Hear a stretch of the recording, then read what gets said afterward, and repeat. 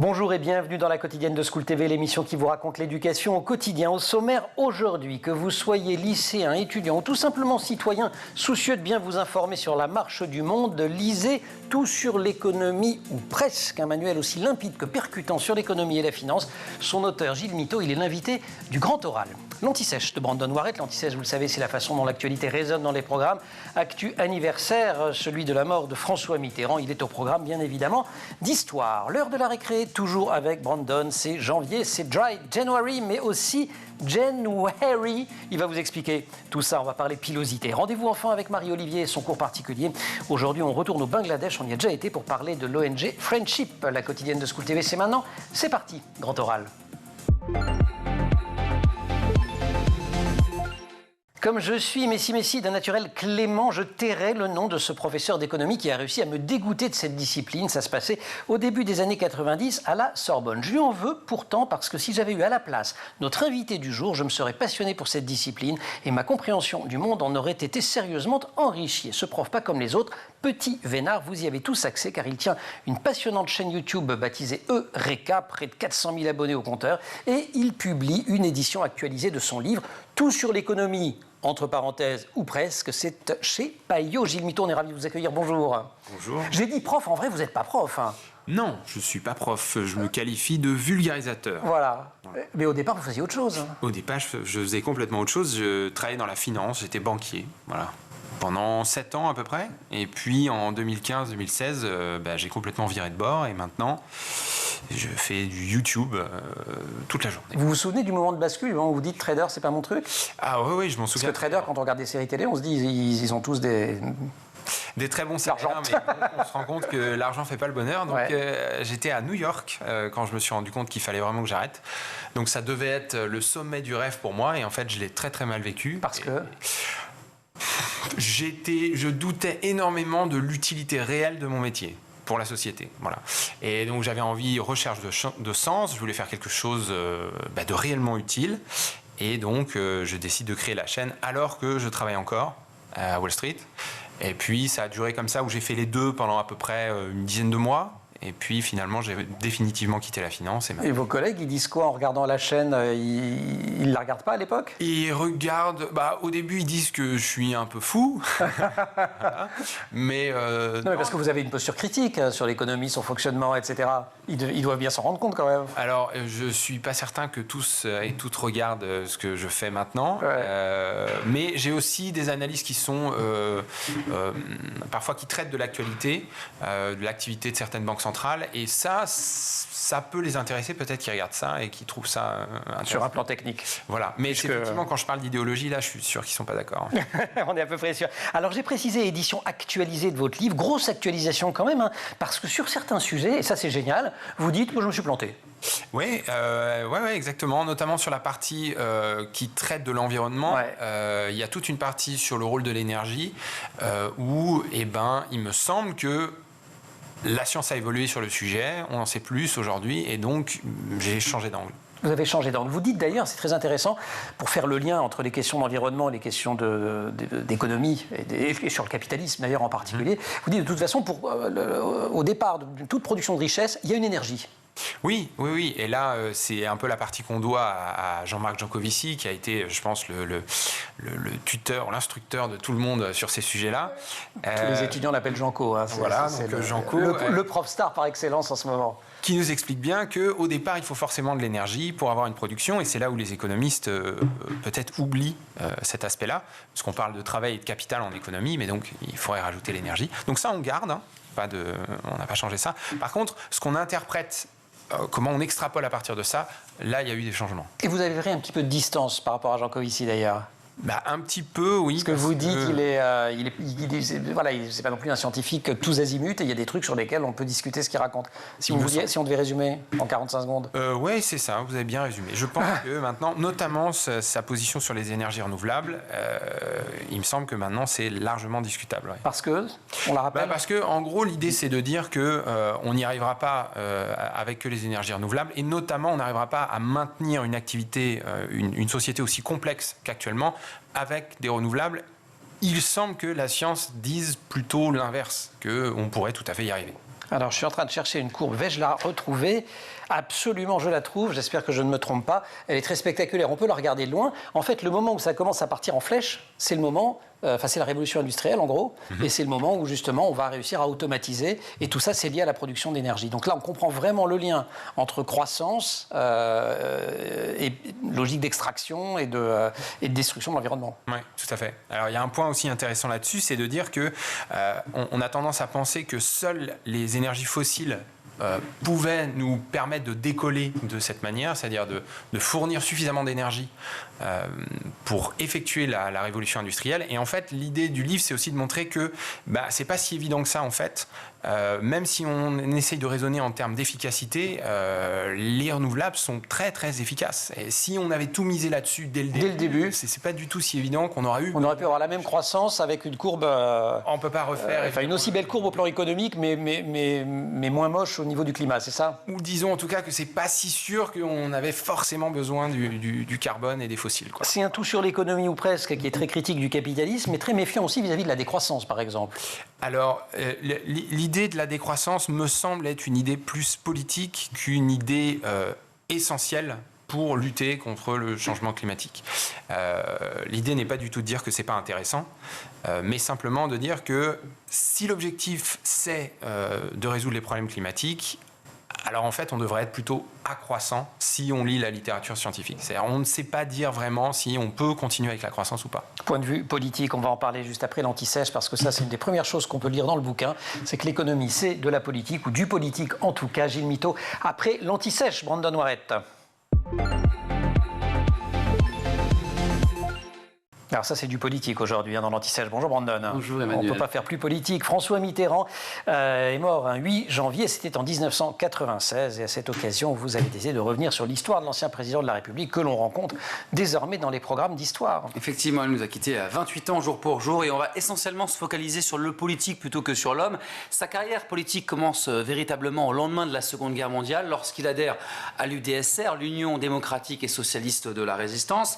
Ce parti lui offre un premier laboratoire politique et il devient ensuite député de la Nièvre, toujours en 1946. Il a à peine 30 ans. Un an plus tard, il devient ministre des anciens combattants et des victimes de guerre. C'est le plus jeune ministre de la 4e République et il deviendra ministre à 8 reprises, ministre de la France d'Outre-mer, de l'Intérieur ou garde des Sceaux. Le retour du général de Gaulle au pouvoir en 1958, malheureusement, va le faire rentrer dans l'anonymat et c'est l'année 1959 qui va véritablement marquer sa vie. 16 octobre 1959. L'Observatoire ? L'attentat de l'Observatoire, effectivement, sa voiture est criblée de balles. Lui, il se réfugie dans le jardin de l'Observatoire. Bon, alors évidemment... On est à Paris, dans le 14e arrondissement. Exactement. Alors il revient au premier plan. Les gens sont évidemment très marqués, l'opinion publique, par cet événement. On le sollicite énormément. Il redevient au centre du pouvoir. Sauf que on va aussi, ça c'est l'opposition politique, dire qu'il a commandité cet attentat lui-même pour revenir, pour regagner un peu dans l'opinion publique. Et on parle même de lui comme un politique fini à l'époque. On dit François Mitterrand,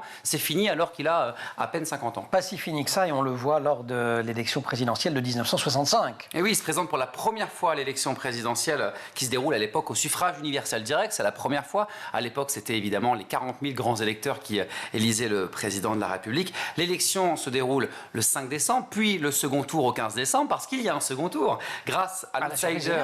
Comment ? À la surprise générale, totalement. Jean Le Canoué, qui est l'outsider, et François Mitterrand envoie le général de Gaulle au ballottage. C'est totalement historique. Souvenez-vous de la chanson de Michel Delpech, est toujours le même président dans Inventaire 1966. On n'imaginait pas une seule seconde le général de Gaulle. Vous n'avez pas chanté là. Comment ? Est toujours le même président. Voilà, c'est Michel Delpech, le tube de l'été 1966 d'ailleurs. Voilà, donc le général de Gaulle l'emporte quand même assez largement, 55% des suffrages exprimés, mais quand même, il y a un avant et un après présidentiel. Troisième date, si on doit retenir des dates, 1971, Épinay. Oui, parce que là, il a fondé sur les ruines de la SFI ou la section française de l'Internationale ouvrière, le Parti socialiste avec Savary. Et là, il devient premier secrétaire du Parti socialiste. Il entreprend ensuite l'unification de la gauche en signant le programme commun avec les radicaux et le Parti communiste. 1974, nouvelle échéance présidentielle. Second tour face à Valéry Giscard d'Estaing. Et là, il perd de 400 000 voix. Mais déjà, il y a un avant et après pour sa carrière politique. Quatrième date, la seule véritablement qu'il faille connaître, si on ne doit en retenir qu'une, 10 mai Oui, 10 mai 1981. Le 10 mai, d'ailleurs, oui, ça veut tout dire. On n'a même plus besoin de donner devient président de la République, le deuxième socialiste à entrer à l'Élysée après Vincent Auriol. Alors, qu'est-ce qu'on peut retenir de la présidence de François Mitterrand? Beaucoup de choses. Déjà, l'abolition de la peine de mort. On a ce programme commun qui va être mis en place, la 5e semaine de congés payés, la retraite à 60 ans, le prix du livre unique également pour les scolaires, ou encore la semaine de 39 heures.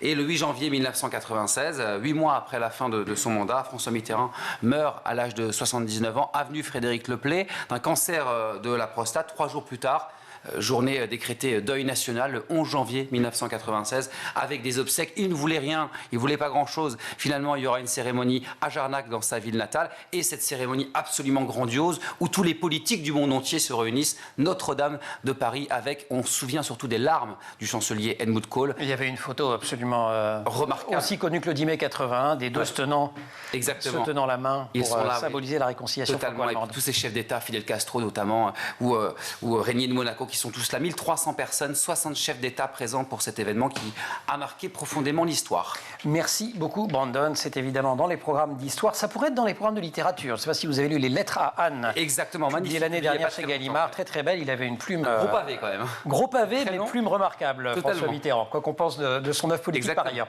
Brandon, merci beaucoup. Gilles Miteau, on va parler d'économie. Tout sur l'économie ou presque pour comprendre vraiment ce qui cloche dans le système. Une édition nouvelle, revue et augmentée. C'est chez Payot, c'est signé Gilles Miteau que vous pouvez aussi suivre sur YouTube. Si on devait, Gilles, retenir de votre livre qu'un seul axe de compréhension de l'économie, ce serait qu'elle est indissociable du politique. Et d'ailleurs, vous avez répondu en ces termes à la question que je vous posais juste avant l'anti-sèche. Oui, c'est ça. Il me semble que... donc moi, j'aborde l'économie d'un point de vue un petit peu de technicien. En tout cas, c'est comme ça que j'ai démarré, avec mon passé de banquier, et je me suis rendu compte vraiment que la partie analytique ou la partie technique doit arriver après les idées politiques. C'est-à-dire que c'est vraiment des idéologies politiques qui ensuite façonnent des institutions, qui fait qu'on se retrouve avec une économie qui fonctionne de telle manière. Mais avec des choix politiques différents, on amène des lois différentes, des institutions différentes, et on se retrouve avec une économie qui fonctionne complètement différemment. Elle précède... Exactement. L'être précède la théorie, en fait. Le système dominant aujourd'hui, qui est un système libéral, voire néolibéral, a été très fortement influencé par Milton Friedman. On est aux États-Unis à la fin des années 70. Chose très intéressante là-dessus, par exemple, vous dites, en fait, il a eu techniquement tort, scientifiquement tort, mais politiquement raison. Ce qui croise totalement ce que vous venez de dire, d'ailleurs. Alors que d'habitude, on dit, Milton Friedman, grand économiste, il avait tout compris. Non. Alors, il y a sur un point spécifique et assez technique, il propose une critique d'une théorie pour imposer la sienne, enfin pour proposer la sienne, et effectivement la sienne est adoptée, mais la critique qu'il fait de l'ancienne théorie est totalement erronée, c'est ça. Erronée, et pourtant ça fonctionne quand même. Ouais. Et l'idée du livre, c'est de dire que probablement que son idéologie politique était dans l'air du temps, et que c'est aussi pour ça que ça a été accepté. Voilà, mais victoire idéologique plus que victoire scientifique. Vous revenez longuement aussi sur la question de la monnaie, c'est tout un chapitre du bouquin, je crois un des premiers, si ce n'est le premier d'ailleurs, et notamment la création de la monnaie. C'est un sujet auquel on a tous été confrontés au moment de la crise du Covid, on a découvert le quoi qu'il en coûte. Donc en fait, la monnaie, dire on ne peut pas créer, on ne peut pas financer un hôpital, on ne peut pas financer une école, tout ça c'est de l'arbitraire. Hein. En économie, ça ne veut rien dire en vrai. Oui, tout à fait. Alors, l'idée en fait, c'est de dire ce qui nous empêche de financer quelque chose, ça devrait être le manque de ressources, le manque de bras, le manque de connaissances, de technologies, voilà, mais jamais le manque de monnaie. Quelque part, la monnaie, c'est une création, une invention humaine. Il y a des institutions qui sont capables de le créer, la Banque centrale, mais aussi les banques privées dans le système actuel. Et finalement, on est capable d'en créer autant qu'on veut s'il y a une volonté politique suffisamment forte. Et puis il faut bien maîtriser la notion de stock et de flux sur la monnaie. Et là, vous avez aussi des métaphores, ce que je le précise, je ne sais pas si je rends suffisamment honneur au bouquin, il y a un côté pédago qui est absolument génial. Et donc pour nous faire comprendre la notion stock et de flux sur la monnaie, vous prenez l'exemple du corps et de la circulation du sang dans le corps. Enfin, de la circulation et du stockage, quoi. Oui, c'est un peu l'idée que, en fait, on mesure tout en milliers ou en milliards d'euros. Et puis après, on ne sait plus différencier le flux et le stock. Donc l'idée, c'est de dire, un billet de 10 euros, il peut tourner plusieurs fois et déclencher le compteur. Donc il sera valorisé plusieurs fois, exactement, notamment dans le PIB. Oui, c'est ça. Et on dira il y a des richesses, alors qu'il y a toujours que le même billet, c'est comme la quantité de sang qu'on a dans le corps, elle est fixe, sauf si on se s'ouvre les veines, ce qui va te raccommander. Et voilà. Dans les notions également au cœur des échanges économiques et financiers, et c'est là où ça touche à la psychologie, votre bouquin, et l'économie en général d'ailleurs, il y a la notion de confiance. Or, on vit dans un monde qui est assez défiant aujourd'hui. Comment on peut faire fonctionner un système qui repose sur la confiance dans un monde bourré de défiance ? Alors, c'est une question très compliquée. Que vous me remerciez de leur poser. Exactement. Je dirais que, en fait, il y a cette notion de confiance. Je pense qu'il y a aussi une notion d'habitude qui est très importante. C'est-à-dire, c'est difficile d'anticiper l'avenir si on se raccroche pas à certaines habitudes qu'on a. Donc, mais oui, sinon, l'économie fonctionne beaucoup à la confiance. C'est-à-dire que si demain matin, donc c'est les histoires d'offres et de demande, plutôt les dépenses des uns font les revenus des autres. Si les gens arrêtent d'aller dépenser leur argent, les revenus s'arrêtent et l'économie s'arrête de tourner. Et il faut que les gens aient confiance dans le fait qu'ils continueront d'avoir des revenus, donc que c'est OK de dépenser aujourd'hui. Comment on maintient ça en place ? Eh bien, oui, c'est effectivement très compliqué. Et on le voit même maintenant avec les histoires d'inflation, c'est assez connecté. Ouais, et c'est pour ça qu'on nous... Alors, je ne sais pas si on les cite autant qu'aujourd'hui, mais moi, j'ai des souvenirs enfants quand on parlait des indices de confiance, notamment la confiance des ménages américains, de ce qu'ils prévoyaient de faire, parce qu'effectivement, c'était annonciateur de plus ou moins d'argent qui allait rentrer dans le cycle économique et qui allait alimenter ou pas la richesse. La croissance, j'hésite à utiliser le terme parce que vous êtes critique sur cette notion, enfin critique, vous la discutez en tout cas, mais c'est ça en fait. Il faut quand même qu'à un moment donné, on soit drivé par quelque chose.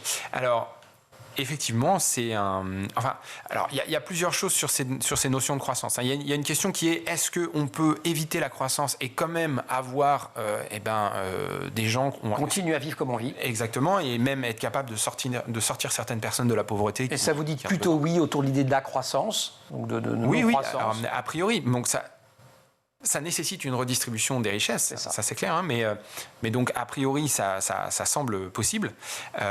Et puis ensuite, sur l'idée de croissance nécessaire, effectivement, il y a cette idée de si on n'a plus la croissance, est-ce que les gens continuent d'être motivés et les entreprises motivées à produire, à innover, etc.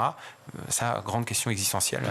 Que l'on traitera après ou pas, après la récré. On retrouve Gilles Miteau tout à l'heure. Brandon Warrett.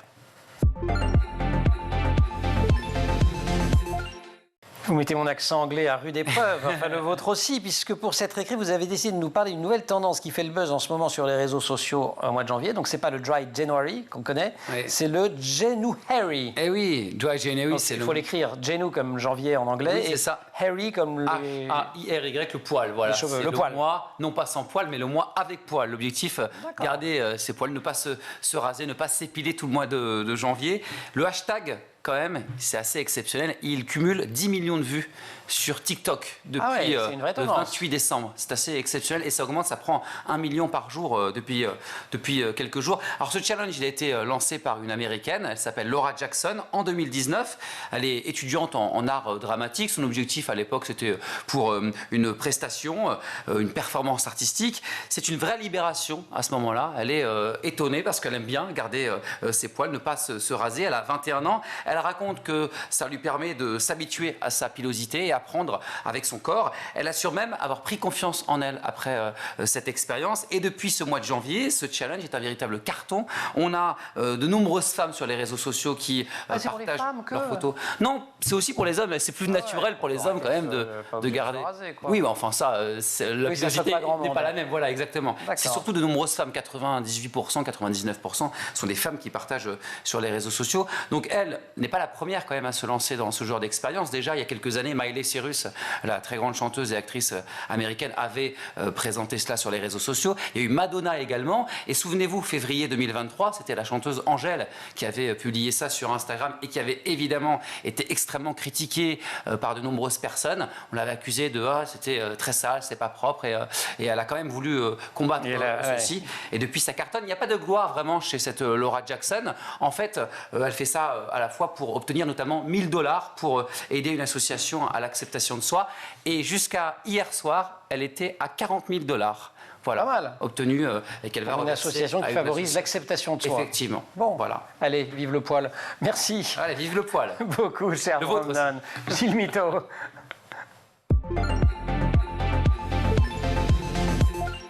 Non mais moi je fais dry toute l'année wearing. Même combat. Moi ça va. Moi c'est plutôt bien. C'est là que ça va. Il y a de l'humour, il y a des punchlines, il y a de l'érudition. C'est un livre qui se lit aussi bien d'une traite qu'en picorant chapitre par chapitre son titre Tout sur l'économie ou presque. Et une des idées que vous êtes pas le seul d'ailleurs à défendre, c'est que pour que le système économique nous aide à relever les défis environnementaux et sociaux, il faudrait en finir avec le PIB, le PIB tel qu'il est actuellement. Mister PIB, vous êtes très familier avec notre produit intérieur brut. Pourquoi ça ne marche pas le PIB?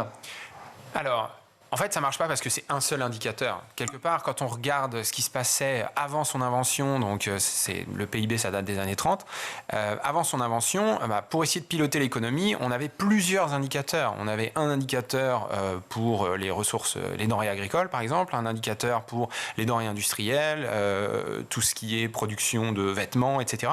Et en fait, on pilote une économie en fonction de ça. Le PIB, il agrège tout ça en donnant uniquement un chiffre en euros, qui s'exprime en euros, mais du coup, on perd totalement ce que l'économie est capable de produire. Et ce qu'il y a à l'intérieur. Quand on est petit, on nous apprend à ne pas mélanger, c'est un des premiers trucs qu'on apprend en maths, de ne pas mélanger des valeurs différentes, enfin, comme on dit dans le langage populaire, de ne pas mélanger les torchons et les serviettes, quoi. Ou en tout cas de ne pas les additionner. Et en fait, c'est ce que fait le PIB. C'est ce que fait le PIB. C'est-à-dire que quelque part, si demain on avait une économie qui se mettait à produire plein de missiles, mais il n'y a plus du tout de médecins, eh ben, peut-être qu'on aurait une croissance du PIB de 10%, mais est-ce qu'on vivrait mieux pour autant ? Pas forcément. Voilà, pas forcément. Et pas forcément dans le monde dans lequel on a envie de vivre. La seule manière de répondre à toutes ces questions est ardue mais simple. Il nous faut tous devenir économistes, dites-vous. Et j'ajouterais, je vous cite toujours, il faut devenir financier. Au-delà de mon petit coup de griffe perso du début d'émission qui remonte par ailleurs à il y a 35 ans, est-ce qu'on enseigne bien ces matières-là aujourd'hui au lycée, à l'université? Alors, c'est difficile pour moi de répondre parce que...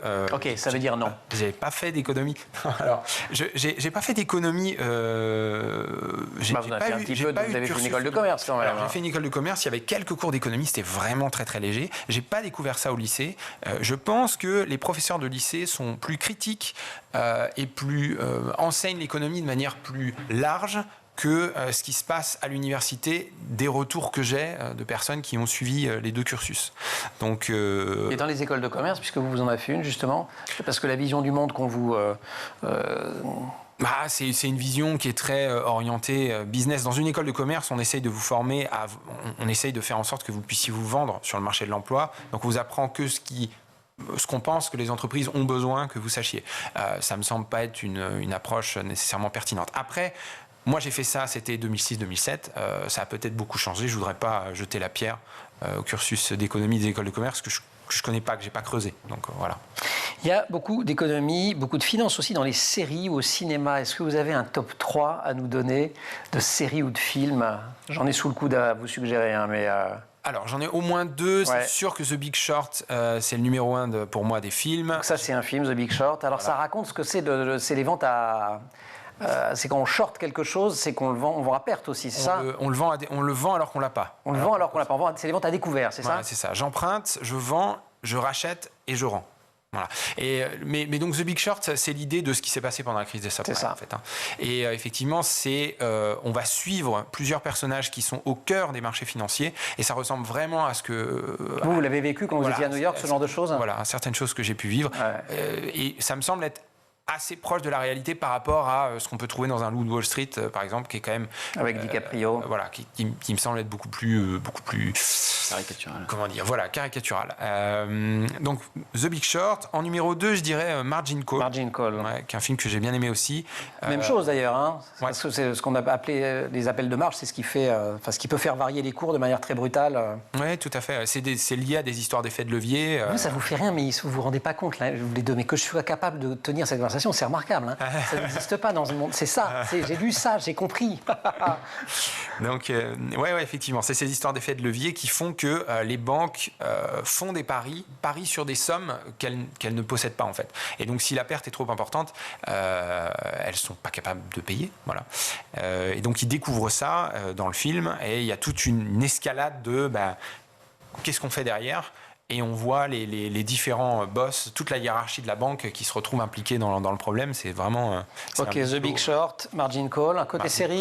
Et côté série... Billions, vous avez vu? Alors Billions, j'ai vu un peu, j'ai arrêté. Je pense que c'est aussi très fantasmé, notamment ce directeur... Avec Damian Lewis et Paul Giamatti. Parce que ça part d'une histoire vraie, c'est pour ça que je vous pose la question, Billions. Alors, ça part d'un combat à New York, début des années 2000, entre un multimilliardaire trader et un procureur un peu tenace. Alors, il faudrait que je creuse l'histoire, mais en tout cas, ça m'a semblé que ce PDG de fonds d'investissement, là, qui est tout puissant, qui connaît tout à l'avance, qui s'est parié comme ça. C'est un peu too much. Voilà, c'est too much, ça se passe pas comme ça. Donc, voilà. Mais sinon, l'histoire est sympa quand même à suivre, c'est sûr. Bon, et moi, j'ai une recommandation perso à faire. Je peux vous recommander à vous aussi. C'est de Hernan Diaz, Trust. Ça avait pris Pulitzer en 2023. Ça vient de sortir aux éditions de l'Olivier. Et là, on est dans le Wall Street des années 20, ce qui était aussi une période assez riche de ce point de vue-là. Vous restez avec nous. On va partir au Bangladesh pour découvrir des dispositifs pédagogiques remarquables. Ils sont portés par une ONG. Elle s'appelle Friendship. Brandon, merci beaucoup. Merci, c'est Marie-Olivier qui vous succède.